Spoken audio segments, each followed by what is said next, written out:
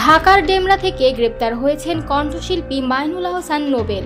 এক নারীকে ৭ মাস ধরে আটকে রেখে ধর্ষণ ও নির্যাতনের অভিযোগে তাকে গ্রেপ্তার করেছে পুলিশ।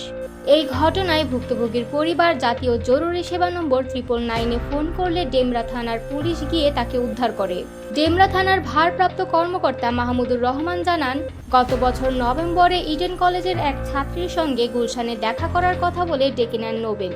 পরে বিয়ের প্রলোভন দেখিয়ে তাকে ডেমরার একটি বাসায় নিয়ে যান এবং সেখানে দীর্ঘ 7 মাস আটকে রাখেন। এই সময়ের মধ্যে ছাত্রীকে বারবার ধর্ষণ ও শারীরিকভাবে নির্যাতন করেন তিনি। শুধু তাই নয়, এসব ঘটনা মোবাইল ফোনে ধারণ করে ছাত্রীকে ব্ল্যাকমেইলও করেন তিনি।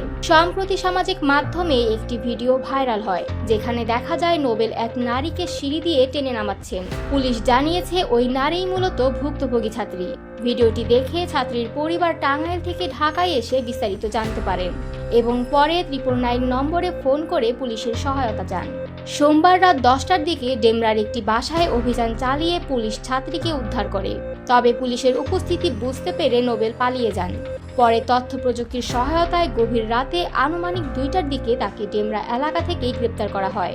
পুলিশ আরও জানিয়েছে, নোবেল সীমান্ত পাড়ি দিয়ে দেশ ছাড়ার পরিকল্পনা করেছিলেন এবং সে উদ্দেশ্যে একটি মাইক্রোবাসও ভাড়া করেছিলেন। তবে পালানোর আগেই তাকে আটক করা সম্ভব হয়।